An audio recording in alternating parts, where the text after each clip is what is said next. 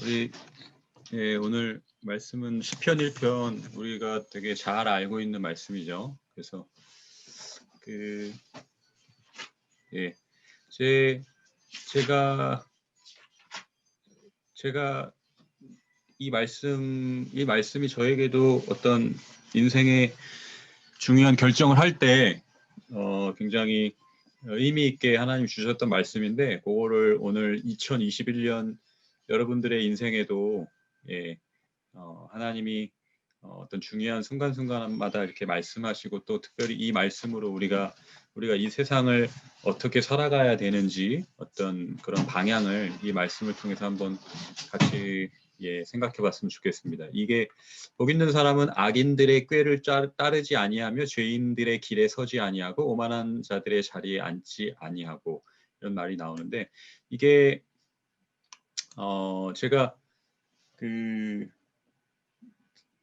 대학교 때 이제 중국에 갔다가, 중국에 이제 북한 선교에 관심이 있어서 중국에 갔다가, 북한 선교뿐만이 아니라 중국 전체에서 일하시는 뭔가 하나님의 은혜를 그때 이제 맛보고 경험하고, 이제 한국에 와서 그, 좀 신학을 하고 싶다. 그러니까 뭐 어떤 뭐 선교사가 된다든지 목사가 된다든지 그런 걸 떠나서, 그냥 저에게는 뭔가 이렇게 하나님 말씀을 좀 더 배우고, 그리고 중국에서 일하시는 그 하나님, 중국에서 경험한 그 하나님이, 그 하나님과 평생을 이렇게 함께 그렇게 동행하면서 살고 싶다라는 어떤 마음이 커져서 한국에 와서 이제 신대원을 가려고 그런 마음으로 준비를 하고 있었어요. 근데 이제 그때 이제 신대원을 가려고 이제 알아보니까, 그 전에는 별로 관심이 없었는데 신대원을 가려고 알아보니까, 그러니까 보통 일반적인 대학들은 우리가 그냥 내가 선택해서 내가 원하는 데를 갈 수 있잖아요. 그러니까 뭐 어느 정도 성적에 맞춰서. 근데 이제 저는 이제 그때 알아보니까 신대원은 자기가 원하는 데를 마음대로 갈 수 있는 게 아닌 시스템이더라고. 저는 그때 처음 알았어요.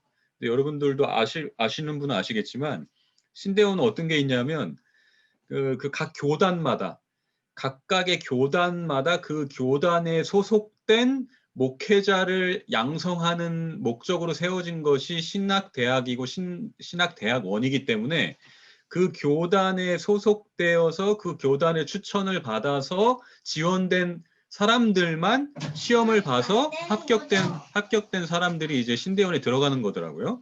그러니까 저희 아버지가 목사님이었고 뭐 모태신앙인데도 불구하고 별로 관심이 없었기 때문에 그런 부분이 있었는지 몰랐는데, 막상 제가 이제 신대원을 들어가려고 딱 보니까, 이게 내가 알고 내가 생각했던 데를 그냥 이렇게 편하게 선택해서 들어가는 게 아닌 걸 알았죠. 그래가지고 이제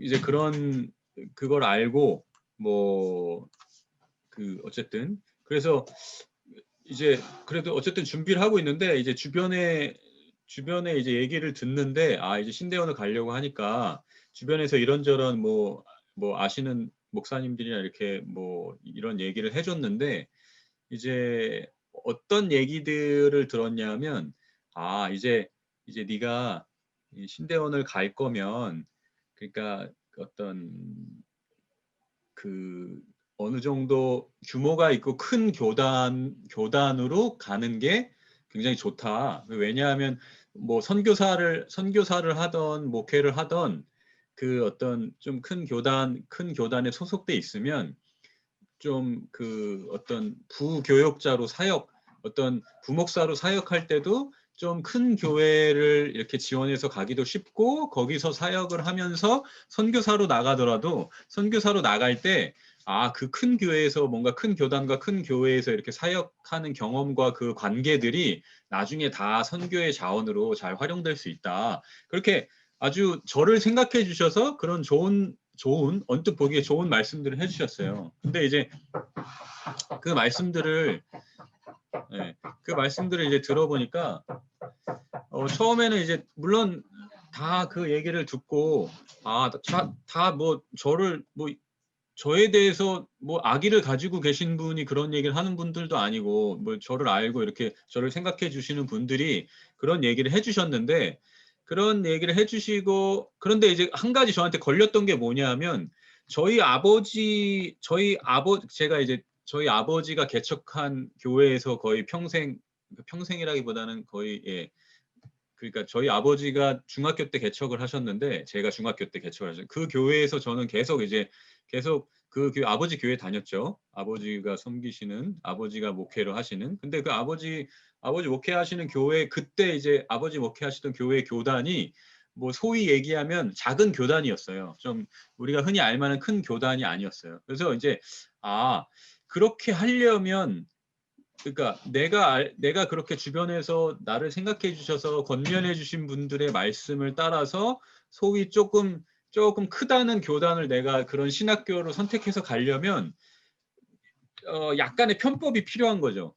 그러니까 어떤 편법이 필요하냐면 저는 아버지가 목회하시는 교회에서 그렇게 계속 있었는데 그 서류를 작성할 때 무슨 다른 그러니까 그 내가 가려고 하는 신대원의 목사님의 추천서와 내가 그 교단에 속해 있다라는 어떤 그런 서류가 필요했던 거예요. 그래가지고 근데 그게 좀 마음에 걸리더라고요. 그게 마음에 굳이 이렇게까지 하면서 뭐 전문 용어로 하자면 가라서류죠. 가라서류.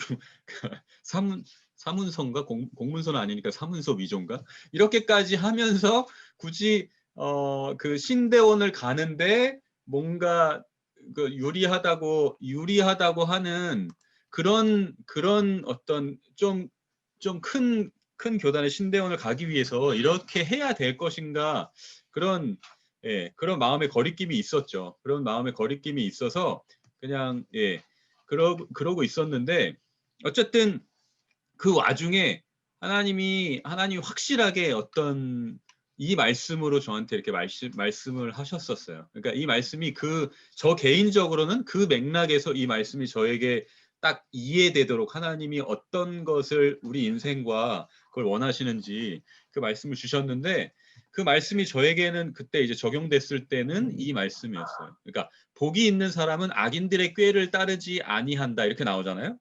시편 1편 1절 복 있는 사람은 딱 시작하는 시편 전체가 이제 딱 시작하는 첫째 구절이 복 있는 사람은 어떠하다 악인들의 꾀를 따르지 아니한다 이렇게 나오는데 그때는 그러니까 그 전에는 전혀 몰랐던 의식하지 않았던 부분이 악인들의 꾀라는 이 단어가 영어로 보시면 그러니까 원어로 그러니까 원어는 영어랑은 물론 다른 거지만 영어로는 다 이렇게 번역돼 있는데 예.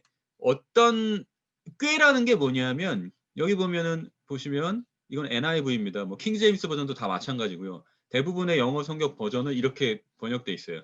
Blessed is the man who does not walk in the counsel of the wicked. 그러니까 제가 말씀드리려고 하는 건 카운셀이에요. 카운셀. 여기 카운셀. 여기 이 꾀라는 우리 한국어 성경의 꾀라는 이 단어가 영어로는 카운셀로 번역이 돼 있다는 거예요. 그러니까 우리가 요즘도 흔히 잘 알고 있는 뭐예요? 카운셀이 뭐예요? 카운셀링 할 때, 그러니까 상담을 해줄 때 카운셀이라고 하잖아요. 그러니까 이게 무슨 의미냐? 자, 여러분 한번 생각해 보세요.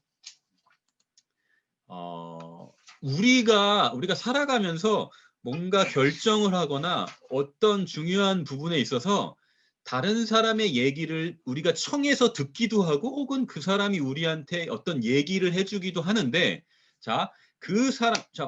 우리가 여러 사람이 우리 주변에서 많은 얘기를 해줄 수 있어요. 우리가 어떤 결정을 해야 될 때. 근데 그 많은 얘기들을 해주는 사람들 중에 중요한 건 내가 그 사람을 어느 정도 신뢰하는지 안 하는지 그게 중요한 거잖아요. 그죠? 내가 어느 정도 신뢰하는 사람의 말을 우리는 듣는다고요.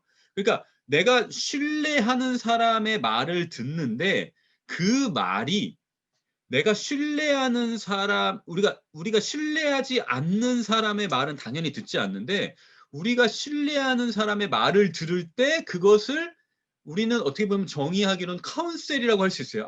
우리는 뭔가 상담을 꼭 어떤 전문적인 어떤 심리 상담을 얘기하는 게 아니라 우리 인생의 전반에 어떤 살아가는데 뭔가 조언을 들을 때 여기 카운셀이라는 건 조언이라고도 할 수 있죠. 근데 그 얘기를 듣는데 그 카운셀이라는 단어 자체가 의미하는 건 내가 저 사람을 신뢰하는 어느 정도의 신뢰하는 범위에 속하는 사람인 것이 정의돼 있다라는 거예요. 그 얘기는 뭐냐면 악인들의 꾀라는 말 자체가 이게 언뜻 보면 여러분은 살면서 내가 정말로 싫어하고 나는 저 사람 인생처럼 살고 싶지 않아. 그런 사람이 나한테 해주는 말은 우리가 자연스럽게 왼쪽 귀로 오른쪽으로 나가고 오른쪽에서 왼쪽으로 나가고 이렇게 우리는 자연스럽게 그 사람 예의를 위해서 그 사람 듣는 척하지만 우리는 전혀 우리의 마음에 담기지도 않고 들리지도 않는다고요. 그런데 이 악인들의 꾀라는 이 단어 자체가 악인들의 꾀라는 자체가 뭘 성경에서 얘기하고 있냐면 우리가 생각하고 있는 신뢰하지 않는 사람들, 우리가 생각할 때 저 사람은 정말로 저 인생처럼 살고 싶지 않은 사람들이 악인들이 아니라는 거예요. 이 성경에 이 시편 자체가 말하는 것이 복 있는 사람은 악인들의 꾀를 따르지 아니한다라는 이 말 자체가 무슨 의미냐면 우리는 여기 뒤에 나오거든요. 오직 여호와의 율법을 즐거워하여 그의 율법을 주야로 묵상하는 자다. 그러니까 이 시편 1편 1절과 2절 복 있는 사람들은 악인들의 꾀를 따르지 않는데 이 악인이라고 하는 정의 자체가 내가 생각할 때 좋은 사람, 내가 생각할 때 굉장히 영향력 있는 사람, 내가 생각할 때 굉장히 따르고 싶은 사람을 그러니까 사람으로서 정의되는 게 아니에요. 뭘로 정의되냐면 여호와의 율법, 그의 율법, 그러니까 하나님의 말씀에 기준해서 저 사람의 말이 합당한가 합당하지 않는가로 그 사람이 악인이 될 수 있고 그렇지 않은 사람이 될 수 있다는 얘기죠. 그 얘기는 어려운 얘기가 아니라 무슨 얘기예요? 그러니까 우리가 생각할 때 우리 안에서 어떤 생각과 마음으로 저 사람에 대해서 하는 이 얘기, 그러니까 진심과는 또 다른 부분이에요. 진심. 대표적인 예를 제가 여러 번 얘기했지만 베드로가 어떤 일이 있었어요? 베드로가 예수님이 내가 곧 예루살렘에 올라가서 이런 대제사장들과 그 당시 때 바리새인들과 이 기득권층에게 내가 이제 죽임을 당하게 될 것이다라는 것을 예수님이 제자들한테 얘기했을 때 베드로가 어떻게 했어요? 예수님을 따로 구석으로 이렇게 붙잡아서 딱 끄집어낸 다음에 예수님이 절대 그러시면 안 된다. 그런 일이 있을 수가 없습니다. 막 이런 얘기를 베드로가 어떻게 했어요? 진심을 다해서 했다고요. 어떤 진심으로 한 거예요? 어떤 진심을 예수님을 향한 존경과 사랑과 예수님이 이렇게 죽으시면 안 된다는 그 의리의 감정으로 예수님께 그렇게 베드로가 얘기했단 말이에요. 예수님이 이렇게 죽으시면 안 된다고. 그런데 그 당시 때 우리가 너무나도 잘 알고 있듯이 예수님이 어떻게 하셨어요? 사단아 내 뒤로 물러가라 이렇게 하셨어요. 사단아 그렇게 예수님 말씀하셨다고요.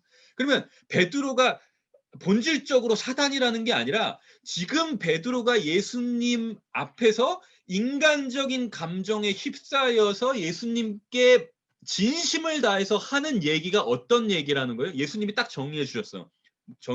뭐라고 얘기하셨어요? 예수님이 네가 지금 하나님의 일이 아니라 사람의 일을 생각한다라는 거예요.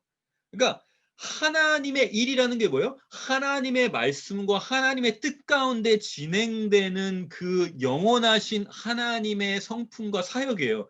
거기로부터 벗어나서 지금 베드로가 예수님을 만나고 있는 거예요. 그래서 예수님을 너무 사랑하고 예수님을 너무 생각해서 하는 얘기인데 이게 뭐라고요? 이게 사람의 일이 되어버렸다는 거예요. 그럼 사람의 일이 되었기 때문에 예수님한테는 지금 이게 어떻게 들리는 거예요? 사단이 베드로의 입을 빌려서 하는 얘기와 별반 다르지 않은 얘기가 된 거예요. 그러면 시편 1편에 지금 복 있는 사람은 악인의 꾀를 따르지 아니한다라는 이 말씀으로 적용하자면 베드로는 예수님의 수제자였고 예수님을 사랑하는 사람이었는데 예수님이 십자가를 지셔야 된다라는 그 말씀 앞에서 베드로가 어떻게 된 거예요? 그 하나님의 뜻과 계획을 다 이해하지 못한 상태에서 사람의 마음과 감정에 예수님을 너무 생각하는 마음에 예수님을 붙들고 했던 말이 뭐가 됐다라는 거예요? 악인의 꾀가 되었다는 거예요. 예수님의 입장에서 그 순간 베드로는 어떻게 된 거예요? 예수님께 악인으로서 예수님한테 카운셀을 하는 사람으로 딱 나타났다는 거예요.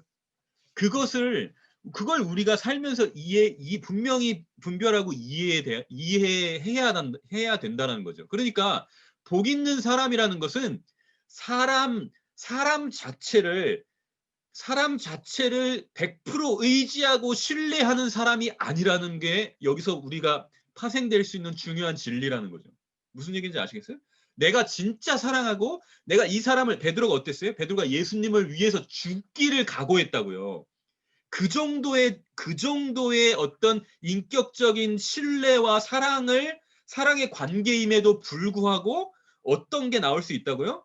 악인으로서 그 사람이 우리 인생 가운데 등장할 수 있는 거예요. 악인. 이 사람이 뭐 특별히 잘못을 했다는 게 아니라 하나님이 우리 인생 가운데 계획하시고 뜻하시고 우리 삶 가운데 함께 동행하시면서 살아가는 그 인생 가운데 내 주변에 너무나도 사랑하는 사람들이 순간적으로 그것을 여호와의 율법, 하나님의 말씀, 하나님의 일하심을 온전히 이해하지 못하는 자리에서 하는 얘기들이 뭐가 될 수 있다는 거예요? 악인의 꾀가 될 수 있다는 얘기죠. 악인의 꾀가 될 수 있다는 거예요. 그러면 이 복 있는 사람이라는 건 뭐예요? 복 있는 사람이라는 건 기본적으로 제가 분명 아까 말씀드렸듯이 복 있는 사람이라는 것은 내 주변의 사람들을 정말로 사랑하되 그 사람들이 전인격적으로 감정과 마음을 담아서 우리한테 하는 얘기들을 곧대로 다 담아내는 사람이 아닌 거예요. 복 있는 사람은. 성경에서 정의하고 있는 복 있는 사람은 내 주변에 내가 진짜 신뢰하고 있는 사람의 말조차도 그걸 100%다 담아내는 것이 아니라 어떤 스크리닝을 통해서 그 말을 받아들이는 사람이에요. 하나님의 말씀을 통해서 그 말의 무게를 담아내는 사람이 복이 있는 사람이라는 거죠. 예? 여러분, 우리가 어떤 존재예요? 우리는 굉장히 어떤 존재? 다른 사람들의 말과 시선과 어떤 평가에 우리 인생 전체가 막 어떻게 돼요? 우리 인생 전체가 어떻게 되는 거예요? 여기 나와요. 4절. 악인들은 그렇지 아니하며 오직 바람에 나는 겨와 같도다. 여러분, 악인이라고 해서 여러분들이 계속 성경이 정의하는 대로 우리가 성경이 정의하는 대로 정의하고 우리 인생에 그 말씀을 적용해야지, 우리가 생각하고 있는 그 개념으로 정의하면 이 말씀이 절대로 우리에게 역사할 수가 없고 절대로 우리 인생 가운데 그런 능력의 말씀으로 받아들일 수가 없는 거죠. 악인들이라는 건 우리가 딱 봤을 때 어떤 사람들이 악인들이에요? 여러분들이 생각하고 있는 악인이 그런 악인들이 아니고, 악인들은 여기서 시편 1편에서 정의하는 악인은 뭐냐면 오직 바람에 나는 겨와 같다라는 거예요. 여러분, 바람에 나는 겨와 같다라는 뜻이 뭐겠어요? 시편 1편 1절이 얘기하는 거예요. 악인들의 꾀에 따라서 인생이 막 왔다 갔다 날아갔다가 내려왔다가 어떻게 하는 거야? 마치 바람 한번, 콧김 한번 확 불면은, 기침 한번 하면 어떻게 되는 거예요? 겨는 정말로 이렇게 가벼워가지고 막 날아다니잖아요. 막 여기저기 날아다닌다. 그게 무엇을 얘기하고 있는 거겠어요? 하나님의 말씀에 근거해서 내 주변의 인간관계와 내가 생각하고 있는 내가 설정하고 있는 어떤 기준들이 하나님의 말씀에 근거하고 있지 않으면 내 주변의 사람들의 평가와 시선과 말과 감정 속에서 내가 어떻게 되는 거예요? 내가 계속 날아다니는 인생을 사는 거예요. 평생 그렇게 사는 거예요. 그걸 성경에서 시편 1편에서 뭐라고 정의한다고요? 그게 악인들의 삶이라는 거예요. 악하다는 거예요. 여러분, 이게 불쌍한 삶이지 어떻게 악한 삶이에요. 여러분, 이게 왜 악하냐 하면 하나님이 우리에게 분명한 하나님의 영원한 진리와 말씀과 생명을 우리에게 명확하게 주셨어요. 하나님의 여호와의 율법, 그의 율법, 하나님의 영원하신 말씀, 하나님 전부를 우리에게 주신 그 생명 가운데 우리가 살 수 있음에도 불구하고 우리가 어디에 초점을 맞춰서 어디에 귀를 기울이면서 산다는 거예요? 어디에 귀를 기울이면서 산다는 거예요? 내 예. 세상의 소리. 세상의 소리라는 게 뭐예요? 세상 하나님으로부터 오는 소리가 아닌 모든 것이 세상의 소리인 거예요. 그런데 우리는 어디에 관심 우리가 뭐 우리 모든 사람들이 예. 우리 모든 사람들이 어떻게 살아요? 내가 뭔가 삶 속에서 이루고자 하는 것들이나 내가 중요한 것들 가운데 굉장히 영향력을 미치고 굉장히 내가 생각하는 그런 부분들이 내 귀에 너무나도 속속들이 잘 들어오잖아요. 그것들이 너무 속속들이 잘 들어오고 마치 잠언의 표현을 하자면 마음의 양약처럼 그게 쭉쭉 빨려 들어오는 거예요. 내 영혼 가운데. 예? 그리고 여러분 뭐밖에 안 보이는 거예요? 뭔가 기사를 봐도 뭔가 인터넷을 봐도 뭐밖에 안 보이는 거예요? 내가 정말로 뭔가 마음에 담겨져 있는 것들 가운데 그것들이 내 마음속에 너무 쭉쭉 잘 들어오는 거예요. 여러분 이거는 분명히 우선순위의 선택을 여러분 분명히 해야 되는 거예요. 2021년도 우리가 새해가 밝았죠. 첫 주입니다.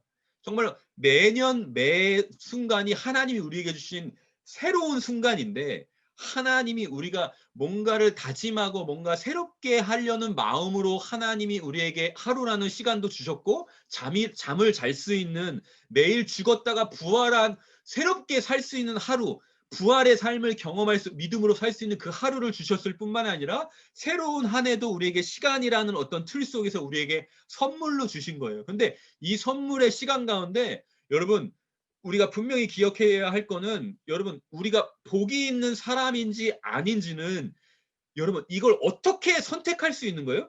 여러분 내가 선택할 수 있는 거예요. 하나님의 복된 자로 올 한 해, 올 하루를 살 수 있는 사람은 어떤 걸 분별하고 사는 거예요? 내가 하나님의 말씀 가운데 내 주변에 모든 들어오고 있는 입력되는 것을 하나님의 말씀으로 한번 내가 걸러보겠다라는 그 마음의 생각과 결단으로 한번 여러분 살아보면 분명히 그게 예, 그냥 인생을 여러분 어떤 인생도 그냥 인생 대충 한번 살아봐야지 이렇게 대충 살 수 있는 인생은 별로 없잖아요. 여러분 지금까지 여러분 한국 사회에서 이 자리라는 게 뭐 어떤 지위를 얘기하는 게 아니라 이 나이와 이 순간까지 여러분 살아왔다고 하면 여러분 분명히 여러분들은 어떤 인생의 선택과 여러분들의 어떤 결단으로 이 자리에까지 왔을 거예요. 그런데 그 여러 가지 계획과 결단을 넘어서서 궁극적으로 성경 시편의 첫 장 첫 절에서 하고 있는 것은 복이 있는 사람은 악인들의 꾀를 따르지 않는 그 사람이라는 거예요. 그 악인들의 꾀라는 것은 다시 얘기했지만 꾀가 아니라 악인들의 카운셀. 이걸 여러분 세상의 카운셀이라고 제가 여러분들이 이해하기 쉽게 제가 바꾸겠어요. 복 있는 사람은 세상의 카운셀을 따르지 않는 사람이에요. 그러면 대안이 존재하잖아요. 여러분 세상의 얘기를 세상은 우리가 원하건 원치 않건 세상의 얘기들은 계속 들려와요. 우리 가운데. 밖에서도 들려오고 우리 마음속에서도 나와요. 왜냐하면 나는 하나님의 생명이 아닌 상태에 있으면 나는 세상에 속한 자이기 때문에 내 마음속에서 나오는 것도 뭐예요? 세상의 꾀가 될 수 있는 거고 세상의 카운셀이 될 수 있는 거고 내 밖에서 내가 사랑하는 관계 속에서 내가 신뢰하는 사람들 속에서 나한테 오는 얘기와 시선과 그 모든 것들도 뭐가 될 수 있는 거예요? 그 사람들이 정말로 하나님의 생명과 그 자리에서 우리 가운데 일하시는 하나님을 보며 그 하나님을 집중하며 축복하는 사람 그 시선이 열리지 않으면 뭐가 될 수 있다라는 거예요? 아무리 우리를 생각해주면서 하는 얘기일지라도 그것이 악인의 꾀가 될 수 있다는 거예요. 이것을 우리가 분별해서 살아가는 사람이 뭐라는 거예요? 복 있는 사람이라는 거예요. 이 복 있는 사람은 뭐예요? 오직 여호와의 율법을 즐거워하여 그의 율법을 주야로 묵상하는 자로다. 저는 하루에 큐티 그 뭐 짧게 묵상하는 것도 진짜 버거워서 제대로 못 하고 사는데요. 여러분 그럴 수 있는데 꼭 이거는 마치 율법적으로 여러분 오늘 큐티 했습니까? 안 했습니까? 이 얘기를 여러분들에게 하는 게 아니에요. 여러분 하루에 30분 기도 안 하면 여러분 정죄 이런 얘기를 제가 하는 게 아니라 기본적으로 이거는 진짜 세상 사람들도 그렇게 산다고요. 제가 이런 오해하지 말고 드세요.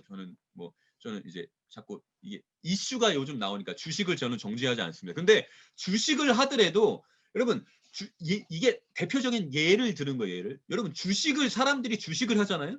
그럼 자기 돈이 들어갔다요. 그러면 자기 어떤 주식에 어떤 그 기업에 자기 돈이 들어가면 여러분 거기서 나오는 모든 기사와 그 회사의 어떤 장래의 비전과 지금 하고 있는 그 회사의 어떤 사업과 이런 부분들에 좀 관심을 가지고 정말로 이 기업이 가치가 좀 더 올라갈 것인가 아니면 이 기업에 사람들이 거기에 관심을 당연히 갖고 산다고요. 그 정도의 삶. 모든 사람들이 그 정도의 에너지와 관심을 가지고 산다고요. 그런데 뭐라고요? 근데 분명히 성경에서 얘기하고 있는 복 있는 사람이라고 하는 정말로 우리의 영원한 생명이 이렇게 좌지우지 되는 이 중요한 우리의 삶의 어떤 중요한 기준 앞에서 우리가 여러분 한번 생각해 봐야 되는 거예요.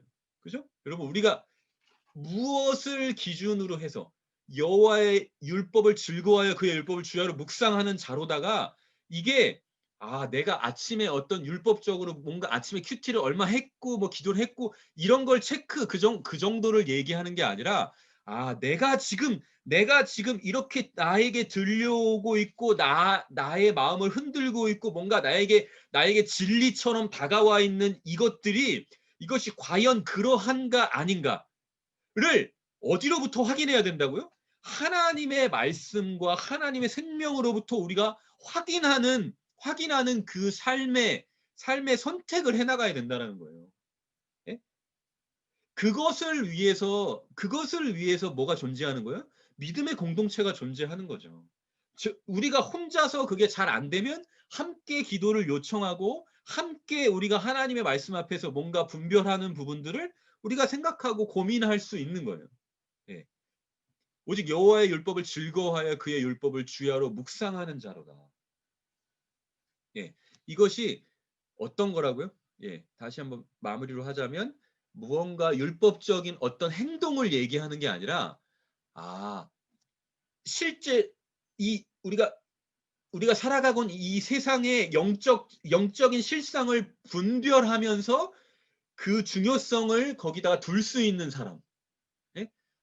내 주변의 모든 관계와 내가 지금 신뢰하고 있는 모든 정보들이 정말로 이게 궁극적으로 하나님의 생명과 말씀 가운데 이것들이 그 위에서 뭔가 분별될 수 있는 사람.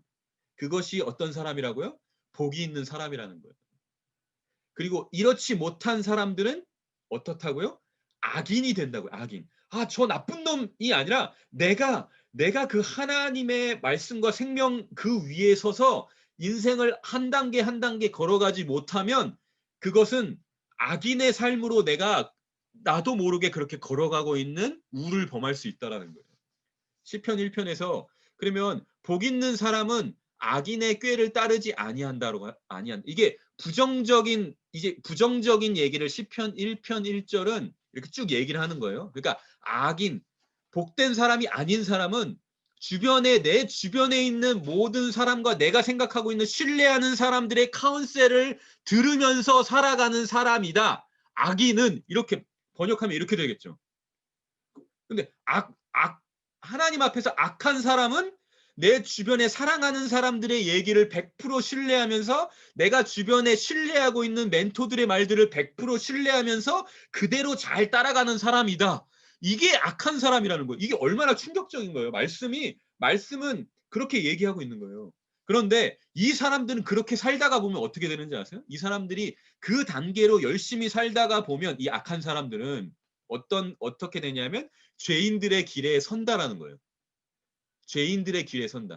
죄인들의 길이라는 게 뭐예요? 아까 얘기했지 악인들의 길이라는 거예요. 악인들은 바람에 나는 겨와 같이 주변에 하나님이 나에게 보장하시고 말씀하시는 그 그 말씀으로 이렇게 하루하루 내 인생 가운데 중요한 결정을 해 나가는 그 중요한 결정을 해 나가지 못하는 사람들은 어떻게 된다고요? 바람에 나는 겨와 같은 것이고 죄인들의 길에 서버리는 거예요. 죄인들의 길이라는 건 쭉 너무나도 명확하게 우리 가운데 딱 앞에 보여지는 어떤 길이 있어요. 그 길.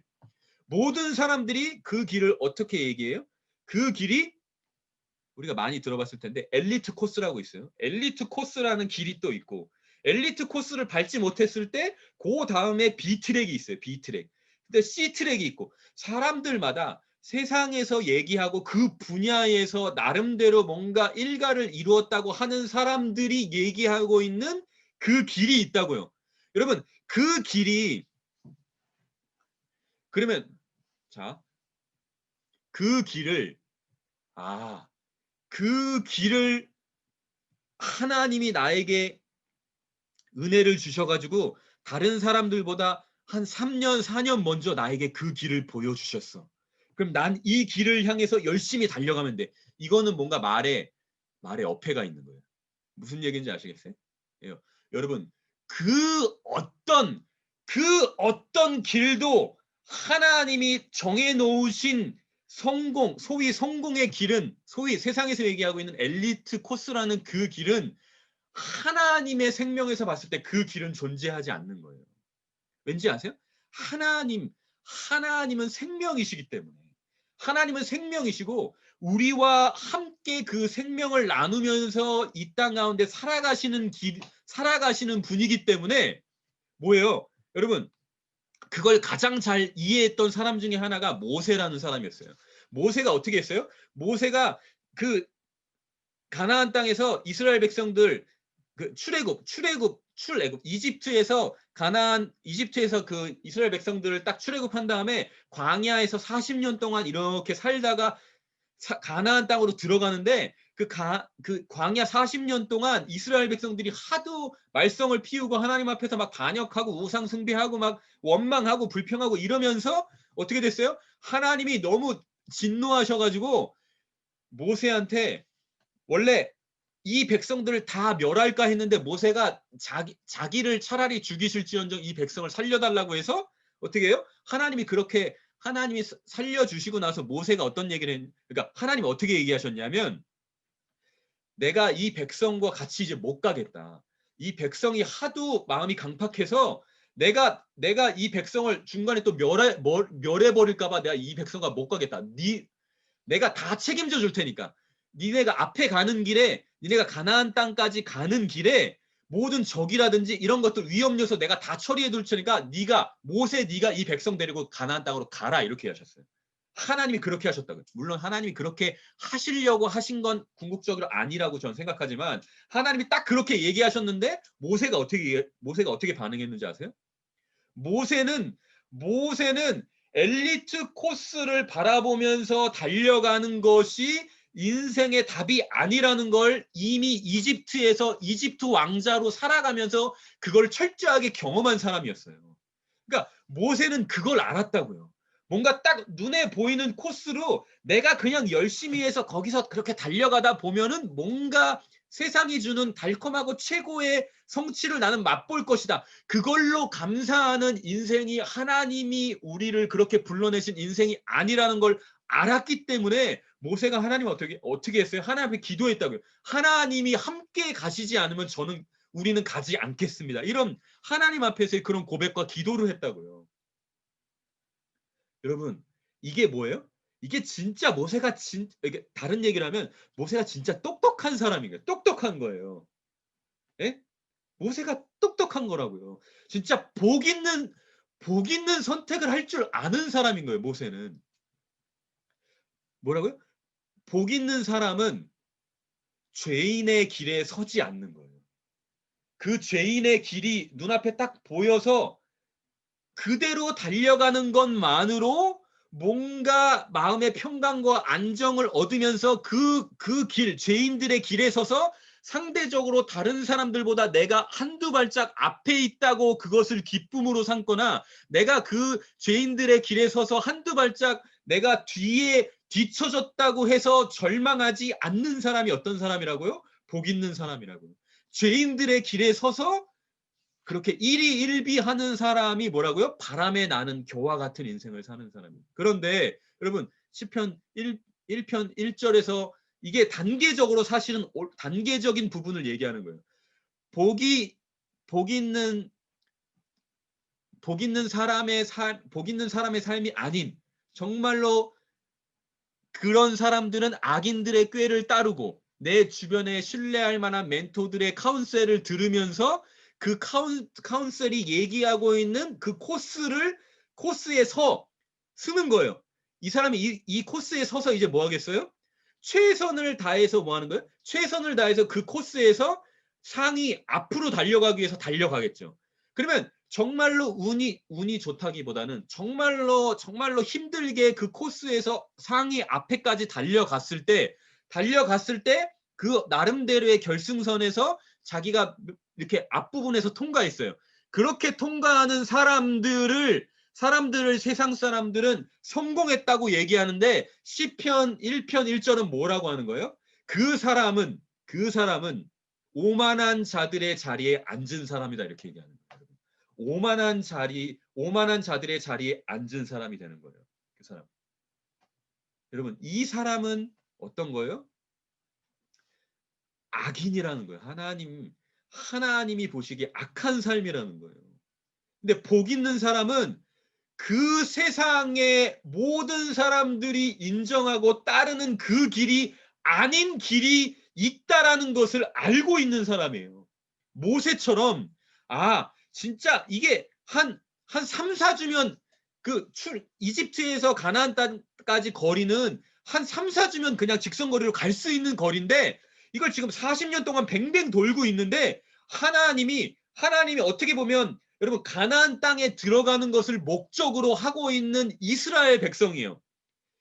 이스라엘 300만은 다 가나안 땅에 들어가는 것을 목적으로 살았어요. 그런데 모세 한 명이 뭘 알고 있었어요? 뭘 알고 있었어요?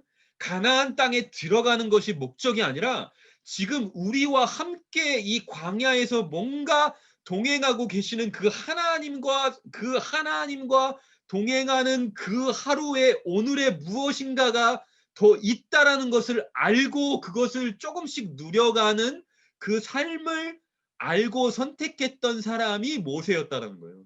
이 사람은 뭐예요? 이 사람은 시편 1편 2절 이 사람은 즐거워할 수 있어요. 이 사람만이 즐거워할 수 있는 그 세상이 줄 수 없는 즐거움이 나온다는 거예요. 여러분 여호와의 율법을 즐거워한다라는 것은 제가 말씀을 통독하는데 이게 이해되지도 않고 이게 뭔가 말씀이 이게 꿀보다도 달다고 하는데 저는 아직 이게 잘 이해가 안 되는데요. 이해 안 돼도 돼요, 여러분. 이해 안 돼도 돼요. 이해 안 될 수 있어요. 그런데 뭘 알고 있다고요? 뭘 알고 뭘 믿는 거예요? 세상 사람들이 이 길을 선택해서 네가 지금 지금 최대한 빨리 이 길에 선택해서 네가 가지 않으면 넌 인생에 나고 자고 넌 뭔가 실패했고 너는 큰 위험이 있을 것이라고 하는 모든 사람들이 달려가고 있는 그 길이 아닌 광야에서 새로운 길을 여시면서 일하시는 뭔가 하나님의 자리가 있다라는 것을 알고 믿고 그 하루를 사는 사람은 진짜 세상에 줄 수 없는 하나님만이 주실 수 있는 평강과 즐거움을 누릴 수 있다는 걸 시편 1편 2절이 얘기하고 있는 거예요. 그 사람이 진짜 복 있는 사람이고 이 사람이 어떤 삶을 산다는 거예요? 어떤 일상을 산다는 거예요? 오직 여호와의 율법, 오직 하나님의 생명, 오직 하나님의 계획, 오직 하나님의 인도하심을 즐거워하여 하나님의 말씀을 주야로 묵상하는 자라는 거예요. 예. 그 말. 자, 그 사람은 어떻다고요? 3절. 그 사람은 시냇가에 심은 나무가 철을 따라 열매를 맺으며 그 잎사귀가 마르지 아니함 같으니 그가 하는 모든 일이 다 형통하리로다. 여러분 이거는 뭐 어려운 얘기가 아니잖아요. 그러니까 진짜 이 시냇가에 심은 나무가 어떤 계절이 다가와도 어떻게 되는 거예요? 그 잎사귀가 않고 하나님의 생명과 하나님의 계획과 하나님의 말씀 가운데 내가 어떻게 되는 거예요? 내가 공급받는 인생은 그가 하는 모든 일이 다 형통하리로다. 여기 형통이라고 나오니까 제가 얼른 뭐 다 무슨 느낌인지 아시죠? 여러분. 그 형통이란 건 여러분들이 생각하는 형통이 그 형통이 아닐 수 있다라는 거예요. 여러분 1절을 다시 기억해 보세요. 내 주변에 신뢰하고 내 주변의 멘토들이 내가 관심 있어 하고 있는 길에 나한테 카운셀을 줄 때, 그 카운셀을 내가 100%다 흡수한 다음에 그 사람들이 제시하고 있는 그 길을 내가 딱 보고 막 달려갈 때, 내가 지금 이렇게 달려가고 있는데 내가 지금 열심히 달려가면서 지금 내가 지금 이렇게 내가 내 스스로 판단해 보니까 다른 사람들보다 내가 지금 몇 발자국 더 열심히 달려가고 있어. 정말로 하나님이 오늘 나와 내가 오늘 하루 형통하게 하시는구나. 이게 형통이 아니라고 분명히 얘기했죠. 이 형통이 아니라 성경에서 뭐라고 얘기했다고요? 여러분, 가나안 땅에 들어가는 것이 형통이 아니라고요.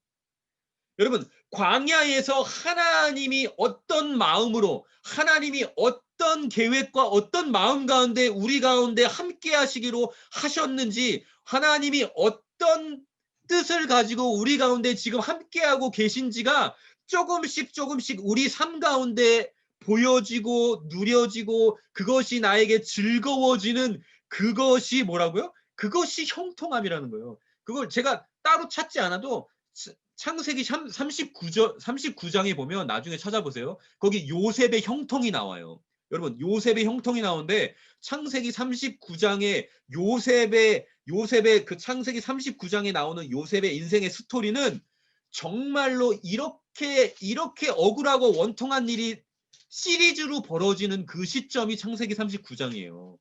그런데 거기에 형통이 가장 많이 나와요. 하나님이 함께 하심으로 요셉이 형통하였다.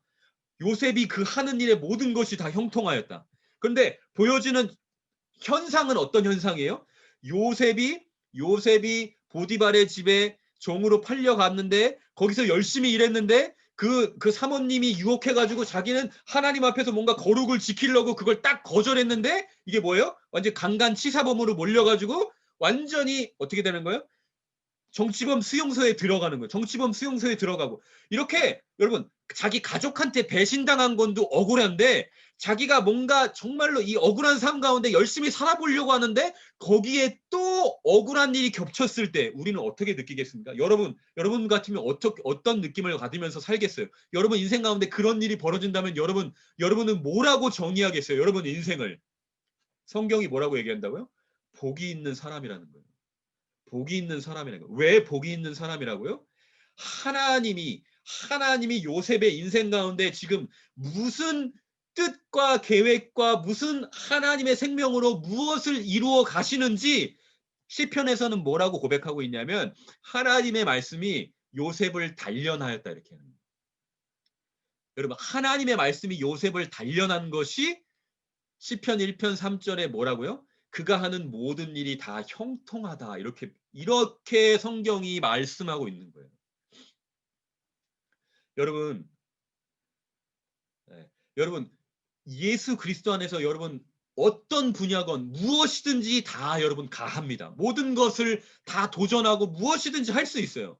그런 놀라운 자유가 있어요. 왜냐하면 그 어떤 분야, 그 어떤 장소와 시간과 공간도 하나님의 생명이 필요하지 않은 공간은 한 공간도 한 분야도 없기 때문에 여러분 안에 있는 예수 그리스도의 생명과 함께 여러분 어떤 분야든지 여러분은 다 함께 도전하고 그 가운데 갈 수 있어요. 그런데 무엇을 정리해야 되냐면 무엇을 우리가 분명하게 초점을 맞춰야 하냐면 여러분 우리가 들어가고 우리가 속해 있고 우리가 가려고 하는 그 어떤 분야와 시간과 공간 속에서 여러분 속으면 안 된다는 거예요. 거기는 무엇이 존재하는 땅인 거예요? 거기는 악인들의 카운셀이 존재하고 죄인들의 길이 존재하고 오만한 자들이 득실거리는 그 자리라는 거예요. 거기에 내가 속아가지고 무엇을 내가 성취하는 것이 나에게 형통한다. 이것이 나에게 형통함이라는 것으로 내가 이걸 등가시킬 때 여러분 우리는 순간적으로 어떻게 빠져들 수 있다고요? 마치 베드로와 같이 하나님의 일이 아니라 사람의 일을 생각하면서 악인들은 그렇지 아니하며 오직 바람에 나는 겨와 같도다. 여러분 바람에 나는 겨와 같이 여러분 하나님의 생명을 가지고 하나님 예수 그리스도와 함께 어떤 시공간에 들어갔는데 그 시공간에서 바람에 나는 겨와 같이 그렇게 날아다니는 것만큼 그렇게 안타까운 인생이 없는 거예요. 5절. 그러므로 악인들은 심판을 견디지 못하며 죄인들이 의인들의 모임에 들지 못하리로다. 여러분 이렇게 얘기합니다.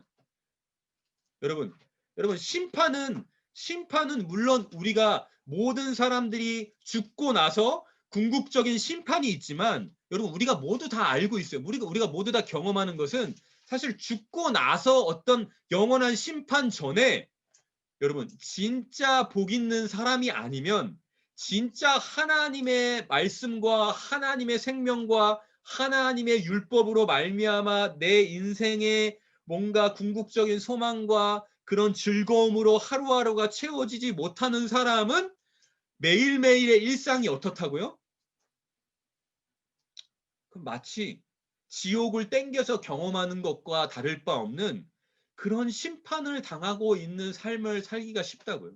그것이 5절에서 얘기하고 있는 거예요. 그러므로 악인들은 심판을 견디지 못하는 거예요. 심판을 견디지 못해요. 그런 자기가 생각할 때 최고라고 생각하고 최고라고 선택했던 그 결론, 그것들을 그렇게 누리면서 살지 못하는 그런 삶인 거예요. 여러분, 우리가 송구영신 때 예배였죠. 우리가 예배는 영원하니까 그때 나눔을 했잖아요. 그때 나눔에 제가 모든 사람들이 다 우리 나눔의 어떤 주제가 뭐였어요? 물론 한 가정이 어떤 이렇게 표면상의 주제처럼 됐지만 우리 모두가 다 경험하는 삶이에요.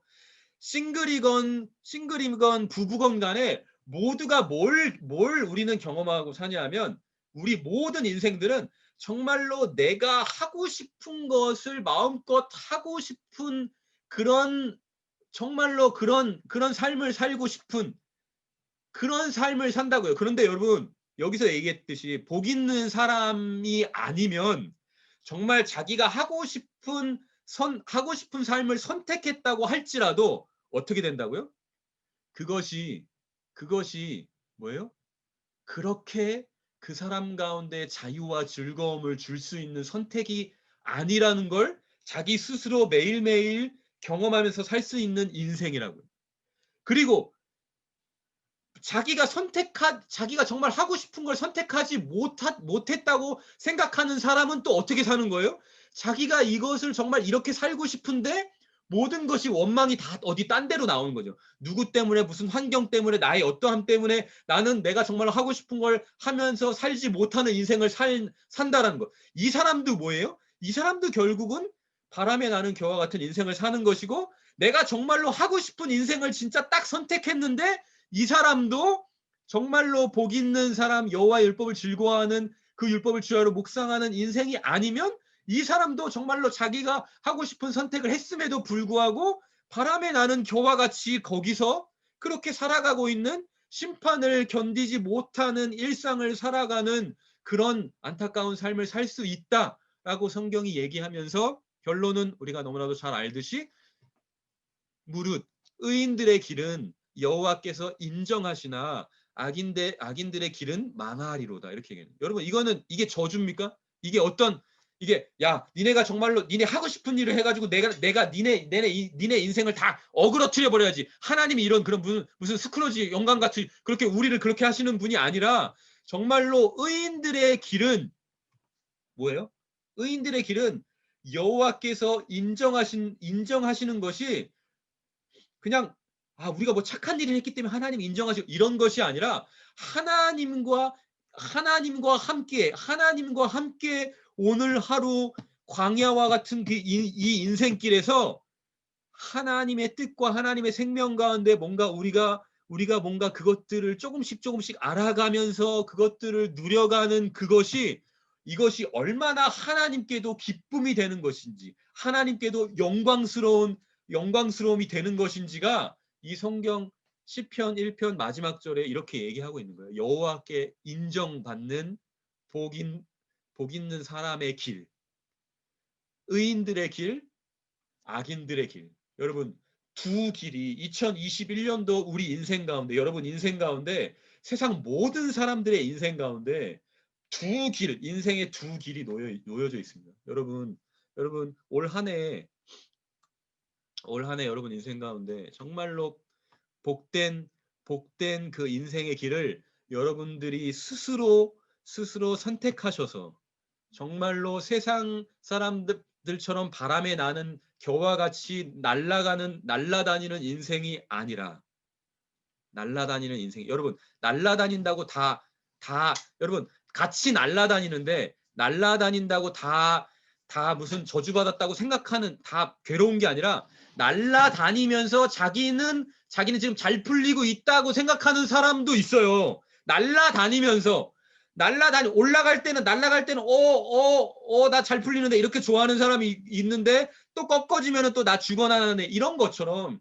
여러분 뭐 여러분 우리가 생각할 때 와 저 사람은 진짜 잘 나간다고 했을 때 그 사람도 바람에 나는 겨일 수 있는 거예요. 여러분 그것에 우리가 일희일비하지 아니하고 진짜 올 한 해, 올 하루하루 여러분 인생 가운데 여호와의 율법을 즐거워하고 하나님의 말씀과 생명을 정말로 누리면서 그것을 내 주야에 내 하루하루에 그 하나님의 생명을 채워가는 여러분 모든 하루하루가 되기를 축복합니다. 2021년도 축복합니다.